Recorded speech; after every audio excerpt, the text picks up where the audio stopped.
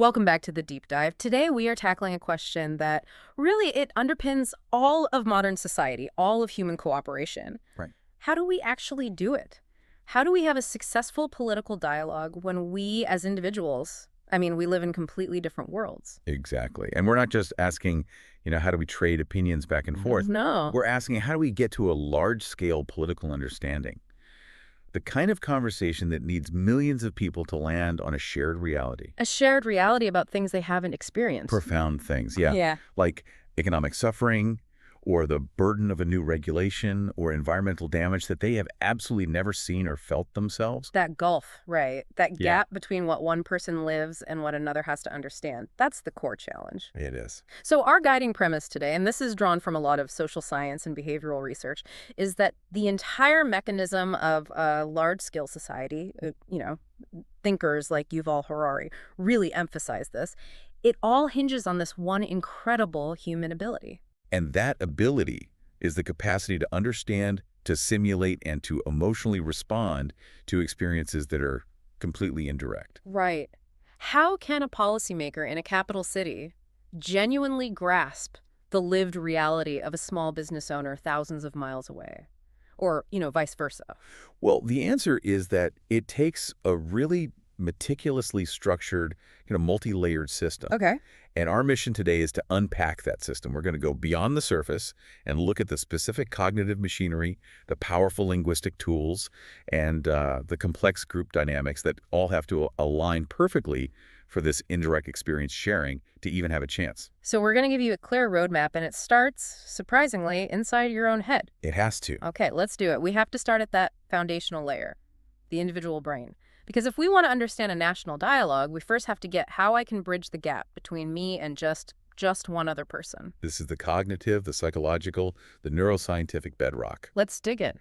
Because if the individual brain fails to work as a social tool, then the entire political structure it falls apart. Right. And the most fundamental thing, the absolute prerequisite for understanding any experience that isn't yours, is an ability we call theory of mind. Theory of mind. Tom. Now that sounds academic, but for our listener, this is basically their social survival skill, isn't it? It is the human social superpower. Mm-hmm. Fundamentally, Tom, is the capacity to get that other people have a mental life. A separate one. A completely separate one. Mm. Unique beliefs, desires, intentions, perspectives, all distinct from your own. Yeah. You're recognizing that the person across from you isn't just a mirror of your own thought. They're running a whole separate operating system in their head. A complex one, yes. Mm. A completely separate, complex internal operating system. And the research is clear that this isn't something that just flicks on like a switch, right? It develops in stages. Oh, absolutely. The early stages are simple, maybe around age 2 or 3. It's visual perspective taking. Mm-hmm. If I stand behind a wall, you can't see me. Simple enough. But the critical stage, the one that's vital for any kind of mature political dialogue, that comes later. And it's the understanding that someone else's belief about reality can actually be different from reality itself. And that they act based on that different belief. Logically, yes. They Yeah. act logically based on what might be a false or just a different belief. And that is where the implication for democracy just lands so powerfully. Because in a political conversation, especially about policy, you're almost never debating pure facts. Right. You're debating what the other person believes the facts are and how their interpretation, which is rooted in a life you've never experienced, is driving what they want. Let's take a concrete example. The intense political debate over, say, environmental regulations. Okay. You might have one group in a coastal city. For them, the effects of climate change are visible, they're real. They believe those regulations are urgently needed. It's their reality. But then you have a group somewhere else. Yeah. In a rural area, maybe. And they believe those exact same regulations are a malicious tool designed to shut down their industry. And from their point of view, given their local economic data, that belief is entirely rational. So, Tom, is what's required to understand why their actions, which are based on their rational, context-specific belief system, make perfect sense to them. Even if you know their starting point is different from yours. So theory of mind lets us adopt that perspective, infer their worries, their priorities, but what's actually happening in the brain? What's the hardware running this incredible social software? The neuroscientific data gives us a pretty detailed map of this simulation machine in our heads. And it's not one spot. It's a network. A network. Okay. What are the key hubs? The most important node is probably the medial prefrontal cortex, the Emperor's FC, MPFC. specifically the dorsal part of it. Yeah. This area is heavily involved in social cognition, thinking abstractly about other people's intentions and their character traits. It helps us categorize and predict their social behavior. So the MPFC is like the profile builder. It's constructing the mental model of the other person, who they are, what they've been through. Precisely. Then you have the temporoparietal junction, or TPJ. TPJ. The TPJ is critical for distinguishing between your own perspective and someone else's. You could think of it as the brain's GPS for knowing whose thoughts you're tracking. Am I thinking about my desires or am I thinking about theirs? Exactly. And that is fundamental for avoiding projection. Which would be an absolute disaster in political dialogue. You can't just project your own community's needs onto a completely different demographic. You can't. If you project, you fail. You completely fail to understand their unexperienced reality. So what else is in this network? Well, there's the superior temporal sulcus, the STS. That part interprets biological motion and intention cues, the subtle signals in body language that tell you if someone is tense or happy or distrustful. Reading the room. And finally, the temporal pole, which is like a memory bank. It helps retrieve complex social and emotional knowledge, all the data on how social situations usually play out. This whole integrated network works together to allow for that instantaneous, seamless perspective taking. Which is the mechanism that lets us get their experience, even indirectly. Exactly. So Tom gives us the intellectual framework, the knowing part. But that alone doesn't seem like enough to get people to act, politically or otherwise. Well, it's not. You need the motivation. And that brings us to empathy, which adds the whole emotional layer. So what's the crucial distinction the sources make here? We have to be really clear and separate the two main types. First, there's emotional empathy. Okay. Sometimes it's called affective empathy. This is literally sharing the feeling of another person. If they are sad, you feel sadness with them. It's a shared emotional state. It is. Yeah. And while it's powerful, it is. Well, it's emotionally costly. And it's incredibly difficult to scale up to millions of people. And it could be paralyzing. I mean, if a politician had to truly feel the pain of every single constituent facing a crisis, they'd be completely unable to function. Absolutely. Which is why the other type, cognitive empathy, is the sustainable, scalable key for political dialogue. Cognitive empathy. This is the intellectual act of understanding their feelings, their thoughts, their motives. You're interpreting their experience without necessarily having to share the emotional distress yourself. So it's the difference between saying, I'm angry too, and I understand why you are angry. Perfectly put. And the functional link here is that cognitive empathy is tightly connected to that Tom system we just talked about. It uses that perspective-taking framework. To run an internal simulation and interpretation of what that unexperienced reality must feel like. And that's what enables effective, rational policymaking. It's the engine of rational compassion. A policymaker has to model the consequences of a regulation on a vulnerable group. Right. They don't need to suffer with them, but they absolutely need to correctly predict and understand the suffering. So where do we see this happening in the brain, this regulation of emotion and connection? Well, when we experience an empathic response, especially the emotional flavor of it, we see high activation in two key areas. The anterior insula is central to processing our own visceral emotional responses. Gut feelings. It's tied to bodily feelings, sensing your own internal state. And then there's the anterior cingulate cortex, the ACC, which is known for monitoring conflict and regulating emotions. So that network lets the cognitive understanding connect to a felt sense of concern, which then gives us the moral push to actually do something. It's the mechanism that says, I see your pain, and I am now intellectually motivated to help fix the system that's causing it. Okay, so if Tom is the cognitive blueprint and empathy is the emotional driver, then this next piece, the mirror-neuron system, sounds like it's the actual construction crew building the bridge between minds. That's a great way to put it. It is precisely that, the neural basis for simulation. Mirror neurons, we've heard about these for years. Right, they're unique because they fire both when you perform an action and when you observe someone else performing that same action. They literally provide the neurological mechanism for internal imitation. The classic example is, I reach for a glass, my neurons fire, I watch you reach for a glass, and the same neurons fire in my head. That's the one. But how does that simple physical mechanism get us to something as complex as understanding the distress of, say, someone losing their health insurance? This is the genius of the mirror-neuron system, or MNS.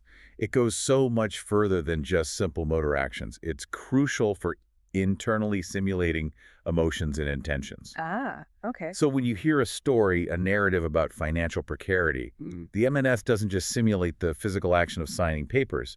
It simulates the feeling of anxiety, that tightening in your chest, the mental calculation of risk that goes with that scenario. So when a political representative is listening to a constituent's story about losing their job, their M&S is firing off a shadow experience, a neural blueprint of what that fear and helplessness is like. It creates a shared, though totally indirect, neural experience, and that is the absolute bedrock of social understanding.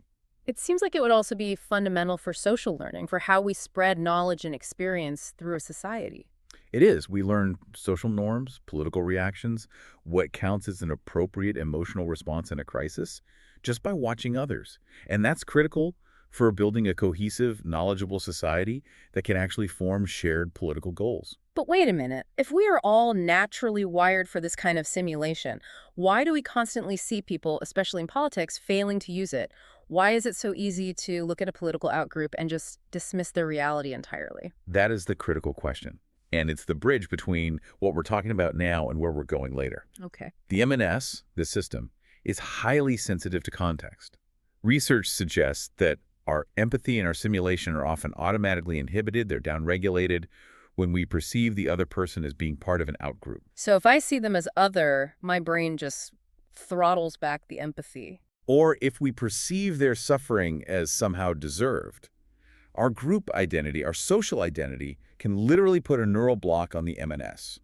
It stops that internal reenactment from happening. So the political challenge often isn't a failure of the hardware. No, it's a failure of the psychological operating system to even allow the hardware to run for people we see as threats. And that brings us perfectly to the emotional foundation for all of this. Because these complex cognitive systems, Tom, empathy, MNS, they can't operate in a social vacuum. Not efficiently, no. They need a bedrock of emotional security, which the research says often starts with our earliest attachment experiences. Attachment is the psychological infrastructure. Your early experiences profoundly shape your emotional regulation, your baseline level of trust in other people, and ultimately your capacity for empathy later in life. How so? Well, a stable, secure attachment enhances your ability to manage your own distress, and that, in turn, frees up the cognitive resources you need to understand someone else's. If you're constantly in a defensive crouch yourself. You can't dedicate your attention to mentalizing a stranger's unexperienced reality. You're just trying to survive. And if that emotional foundation is stable, it leads to the psychological outcome that is absolutely vital for any kind of large-scale agreement. Shared reality. Shared reality is the goal. It's not about agreeing on every single fact.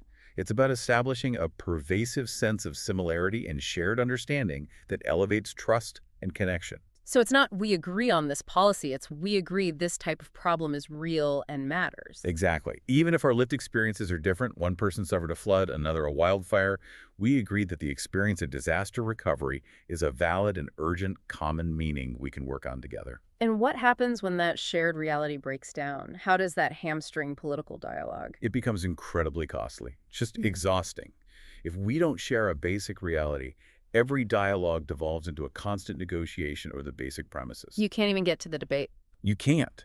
If one group believes climate change is a hoax and another believes it's an existential threat, every conversation has to start from square one. You waste all your cognitive resources just trying to reconcile two completely separate perceived worlds. And the sources mention that things like social norms and conformity help reinforce and maintain this shared reality. It does. It requires constant cultural maintenance.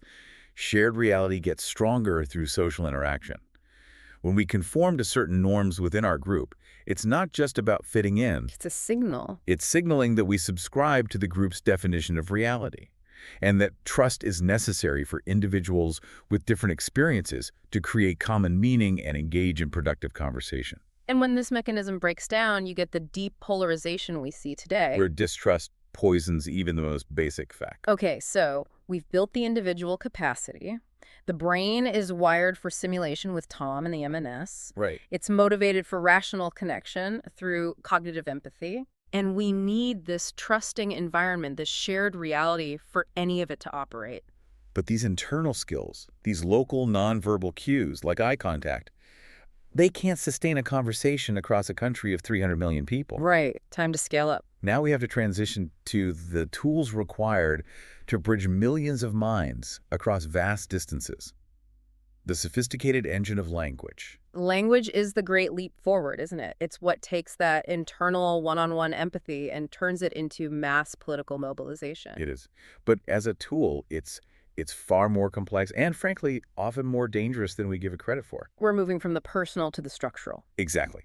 Language has to carry this tremendous weight of unexperienced events, all the suffering, the hope, the injustice, and it has to transport that meaning reliably across huge demographic, geographical, and ideological divides. Simple information transfer is not going to cut it. It's completely insufficient. Okay, so let's look at the primary functions of political language. The sources list persuasion as the most obvious one. And it is. Political language is fundamentally instrumental. It's inherently persuasive. It uses every rhetorical device in the book, metaphor, alliteration, repetition, emotional appeals. All to do what? Not just to present facts, but to sway the public's emotional response, to gain agreement, and to induce specific political actions. It's designed to maximize persuasive power and often to bypass immediate critical thought. But the real power, the thing that really bridges that gap between experienced and unexperienced, is its ability to construct reality. We're talking about narrative and framing. This is a cornerstone of communication theory. Framing theory shows us that language doesn't just describe reality. It actively shapes how we perceive it. The same set of facts can be interpreted completely differently. Wildly differently based on the linguistic frame you use. Think about the debate over the economy. If a politician frames a rising deficit as crushing debt being handed to our grandchildren. They're invoking fear, moral responsibility. Right. But another politician might frame that exact same deficit as a necessary investment in infrastructure for future growth. And that invokes hope, prosperity. The facts are the same, but the linguistic frame dictates the cognitive path the listener takes. It shapes perception, it emphasizes certain aspects of reality, and it often predetermines the desired policy outcome. And this framing is what allows huge groups of people who haven't directly experienced those economic effects to still form a unified emotional response. It is.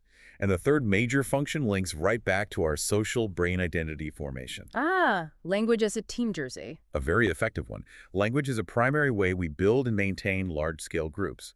It solidifies a group identity by defining us versus them. Through jargon, symbols. The consistent use of specific political terms, slogans, rallying cries, it all strengthens group consciousness. It creates an internal shorthand for those shared, unexperienced realities. For members of the in-group, these phrases are signals of efficiency and belonging. And for the out-group, they're barriers. They're walls. Okay, let's go deeper on the analysis. We need tools to examine this language critically.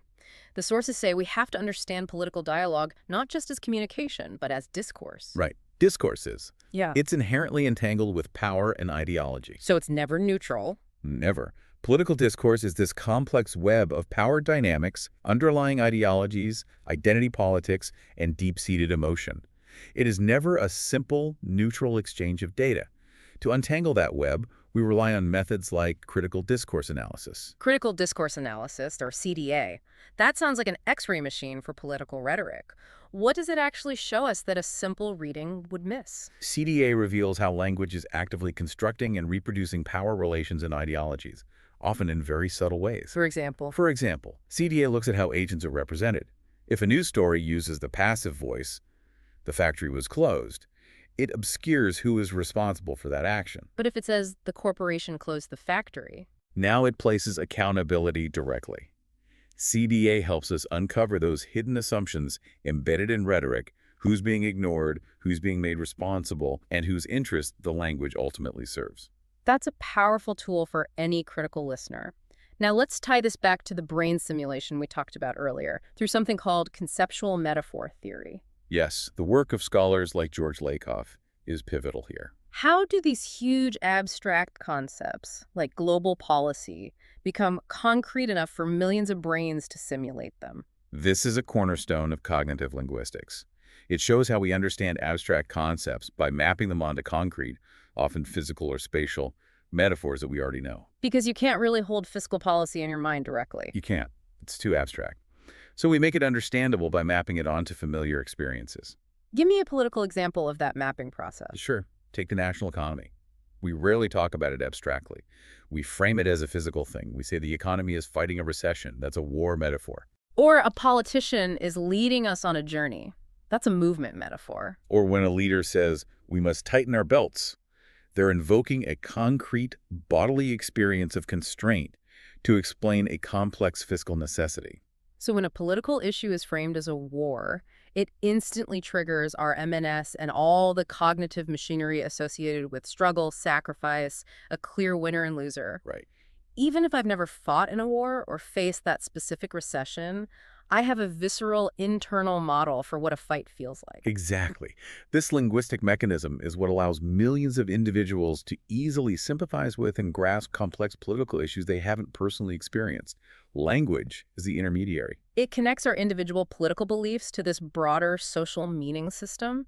If you want people to fear national debt, you frame it as a debt burden. You place a concrete physical weight on an abstract financial concept. This sounds incredibly efficient for communication. It is. But also potentially ripe for manipulation if the metaphor is misleading. It is the ultimate double-edged sword.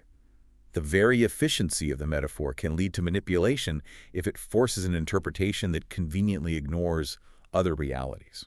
So for this whole engine of mass dialogue to work constructively, it needs more than just clever grammar. It demands trust and skill. It does. Let's talk about the ethical necessities first. The ethical necessity of, truthfulness, transparency, accountability, that is the non-negotiable bedrock. Why? Why does it matter so much? Because the entire system we described in Section 1, the theory of mind, the mirror-neuron system, the shared reality, it's all built on a foundation of trust. If the language system that's supposed to connect me to these unexperienced events is polluted with known falsehoods, I stop trusting the source. And if I stop trusting the source, I stop running the internal simulation. The loss of trust just breaks the whole machine. It destroys the entire mechanism of indirect experience sharing. And that brings up the critical and really dangerous boundary, the difference between fact-based persuasion and just outright manipulation. That is the manipulation line. Ethical communication, it aims for persuasion that's rooted in facts and context-appropriate framing. But manipulation. Manipulation involves knowingly distorting those frames, using false information, or exploiting the cognitive biases that are inherent in metaphors, all to mislead the public for personal or political gain. And this does deep foundational harm. Because it shatters the shared reality. It makes it impossible to even agree on the nature of the problem, let alone find a solution. Okay, so beyond ethics, what are the practical skills needed to participate? You call it discourse competence. Discourse competence is so much more than having a big vocabulary or being a smooth talker. It's a whole suite of high-level communication skills. Like what? Like the ability to construct your arguments in a way that's appropriate for the context and audience. The ability to sincerely consider your opponent's position, which leverages your theory of mind. And to make logical connections, offer effective rebuttals. All while adhering to the unwritten rules of fairness and respect. It's navigating the conversation strategically but ethically.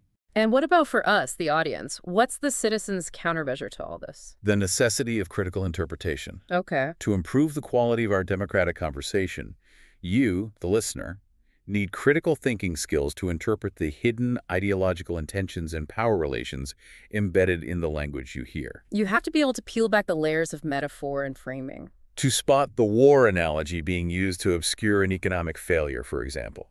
To get to the core facts and intentions. Without that skill, the public is just subject to the persuasive power of language, not an active participant in the dialogue. So language is the tool that scales up empathy, but it needs responsibility from the speaker and critical competence from the listener to avoid fracturing the very shared reality it's supposed to be building. Precisely. And now we reach the final stage.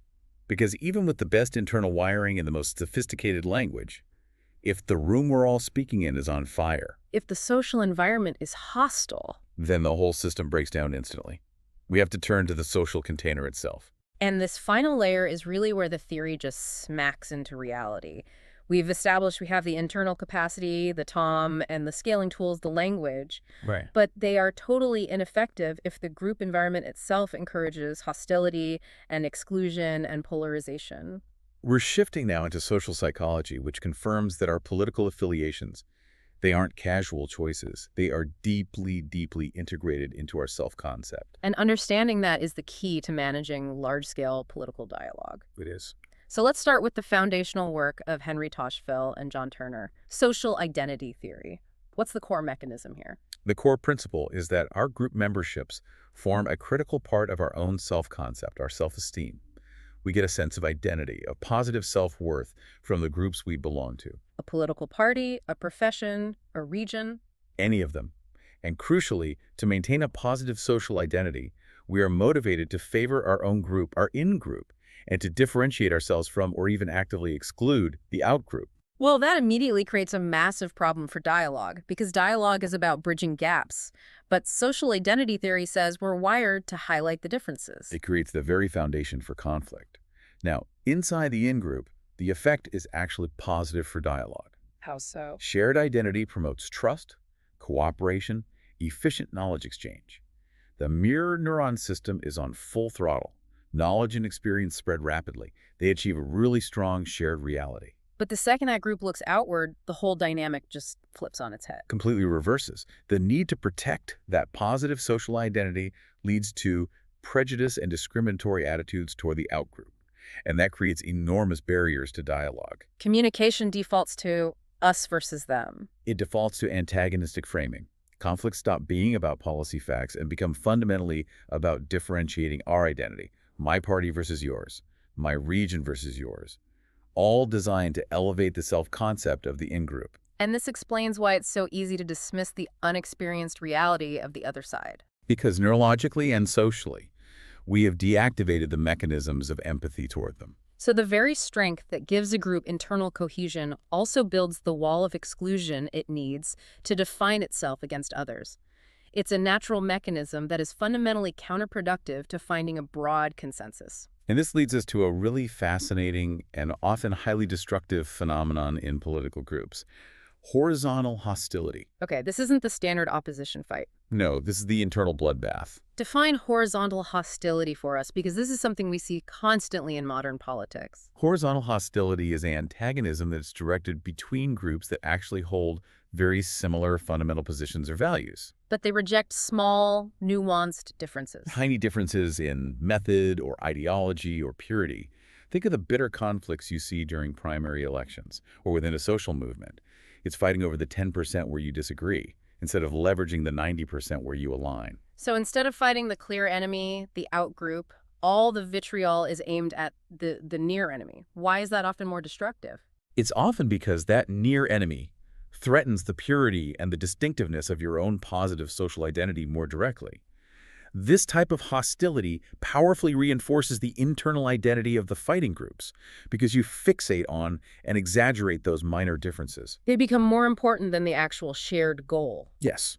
If one environmental group believes that only their approach to climate policy is morally correct, they have to publicly and viciously reject the other, very similar group to maintain their unique identity. And in doing so, they actively suppress dialogue with their natural allies? It stops any potential synergy. It prevents the formation of the broad, unified coalitions you need to win, all by making minor differences into these insurmountable identity markers. It's a self-sabotaging mechanism in a complex democracy. So for political dialogue to succeed at scale, there has to be a conscious strategy to fight this. A deliberate one, yes. The necessity of intentionally seeking and emphasizing common ground over points of differentiation becomes critical.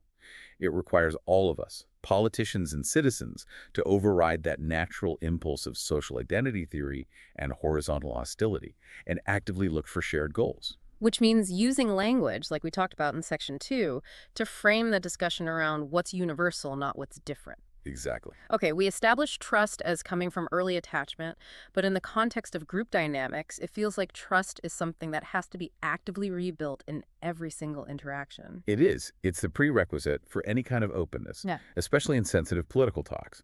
Trust is what allows people to lower their defensive barriers. They're vulnerable. If I trust you, I'm willing to expose my beliefs, my motivations, my unexperienced realities, without fearing that you're going to exploit or ridicule them.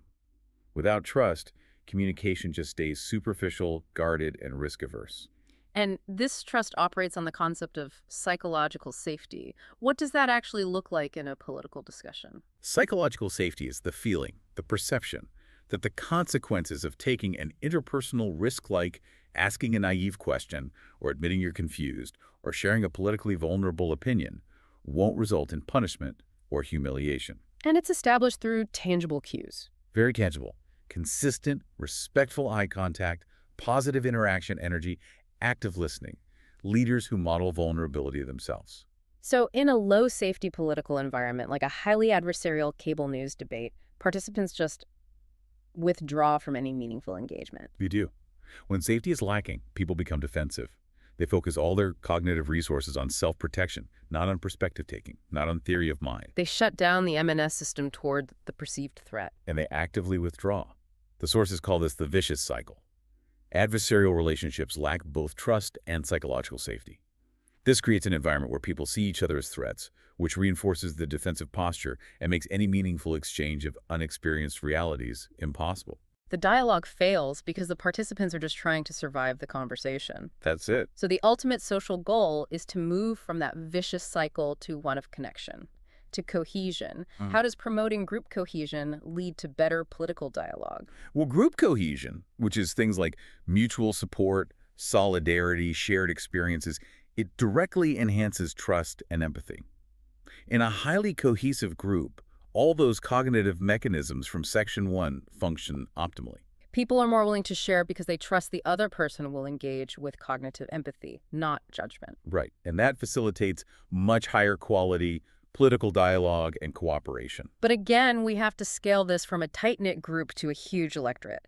The key here, the ultimate bridge builder, seems to be the power of universality. Absolutely vital. Dialogue gets catalyzed and trust is built rapidly when members of diverse groups recognize that their specific, specialized individual problems are, at their very root, universal human challenges. That recognition bypasses the group identity filters. It does. Let's use a tangible example to make that jump from specific to universal really clear. Okay.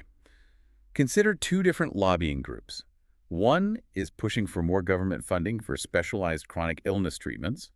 The other is lobbying for more funding for rural mental health services. Two different groups, two different, very specific experiences. Right. But the underlying universal human experience is the struggle for dignity, for access to necessary care, and for protection from the catastrophic failure of the body or the mind. So by reframing the conversation away from my specific medical issue and toward the universal human need for health security and dignity, you suddenly allow the M&S and Tom to kick in across those identity lines. That is the mechanism. That sense of universality and solidarity, recognizing a shared human vulnerability, is what's vital for building consensus among large, diverse groups. It enables them to connect their separate, unexperienced realities to a common, shared political purpose. So the most effective large-scale political discourse is the kind that actively works to make specialized problems feel like shared, universal human concerns. Leveraging our inherent capacity for empathy to overcome our tendency toward group differentiation. So we have journeyed through an incredibly intricate, multi-layered system today. And it reveals just how complex the act of large-scale understanding truly is. It really does. It begins with that cognitive core, theory of mind providing the framework for perspective-taking. The mirror-neuron system enabling that rapid internal simulation of unexperienced realities. And cognitive empathy, interpreting the meaning of those events rationally without getting overwhelmed. Then we looked at the essential scaling tool, language. We saw the power of narrative, of framing, of conceptual metaphors, all tools that scale understanding from one brain to millions by connecting abstract political ideas to concrete, universal cognitive models. But we also noted the inherent ethical vulnerability in that entire process. Right. And finally, we established the required social container, the absolute imperative to actively manage our group identities. Mitigating those corrosive forces like horizontal hostility. And cultivating the trust and psychological safety that are the non-negotiable prerequisites for any open, meaningful conversation about our diverse, unexperienced realities. You now hold the entire blueprint. It's not just about trading talking points. It's a simultaneous, multi-level operation that involves our deepest neuroscience, our psychology, and our social dynamics. And just understanding the delicate structure of this system and how easily it can break down, that's the first step towards safeguarding it. The whole discussion about large-scale political dialogue, it fundamentally begins with individual brains that are wired for empathy and connection. Yeah. So the ultimate democratic challenge, really, it isn't about developing new technology or passing new laws in a vacuum. It's about actively cultivating the social environment, the trust, the safety, and managing our deeply ingrained group identities to allow our natural capacity for understanding and empathy to function at a mass political scale. So we'll leave you with this final provocative thought. Knowing that horizontal hostility, that antagonism directed between groups who are fundamentally on your side, is a primary barrier to synergy and consensus. What steps can you take in your own political or social life to actively encourage finding common ground over fixating on minor differences?